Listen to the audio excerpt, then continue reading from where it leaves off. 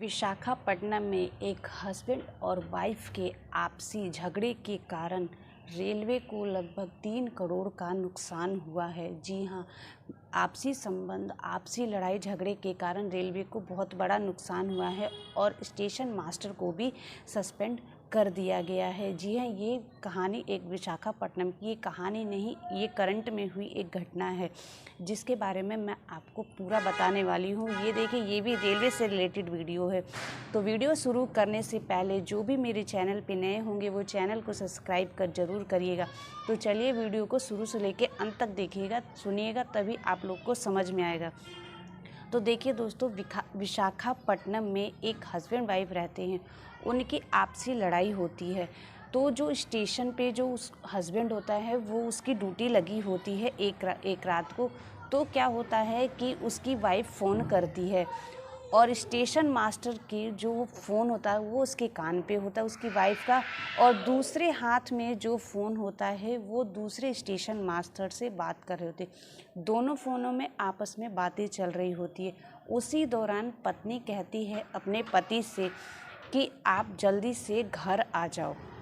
तो station master वो कहता है कि ओके। तो जब वो ओके बोलता है तब दूसरे वाले फ़ोन में जो स्टेशन मास्टर का कॉल चल रहा होता है तो उसको लगता है कि वो स्टेशन मास्टर ने उसको ओके बोला है।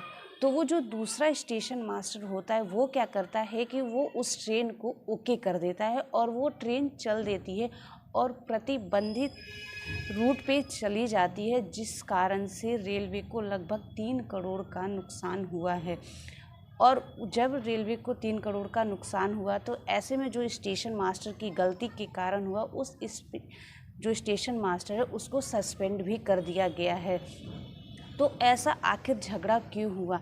तो स्टेशन मास्टर क्या करता है कि गुस्से में अपनी पत्नी पर तलाकनामा करता है, कोर्ट में जाकर अपील करता है कि मुझे अपनी पत्नी से तलाक चाहिए।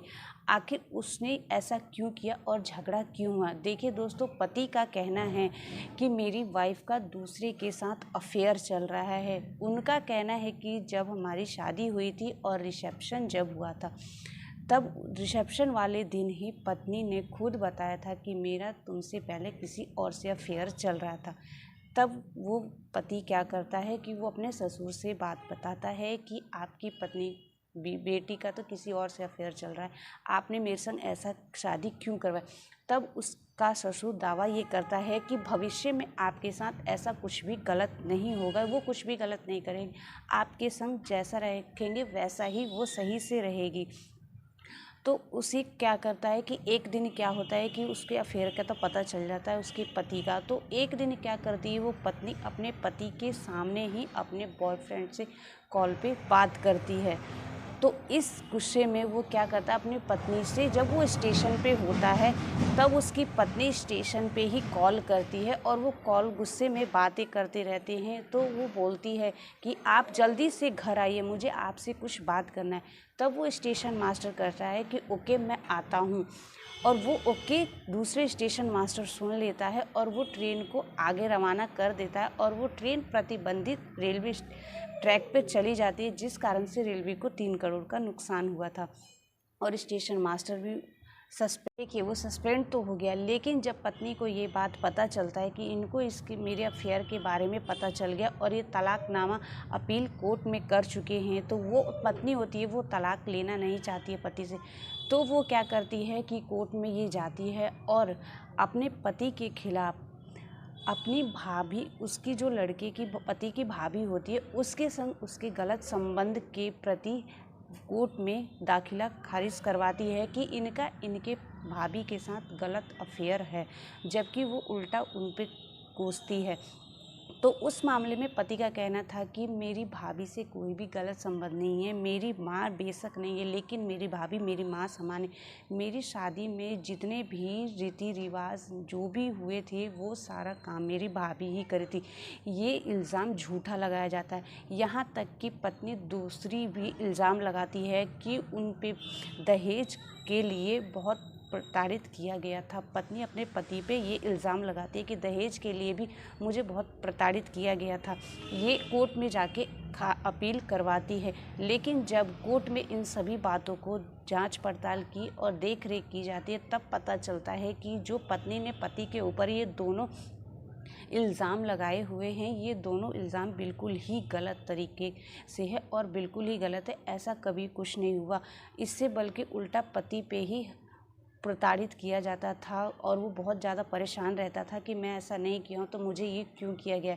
जांच पड़ताल के बाद कोर्ट क्या करता है कि वो दोनों जो मामले होते हैं और वो जो दोनों होती है उनको खारिज कर दिया जाता है, और जो पति ने कोर्ट में पत्नी के खिलाफ तलाक के लिए अपील किया होता है वो उसको मान्यता दे दी जाती है और कोर्ट कहता है कि इन दोनों का तलाक होगा।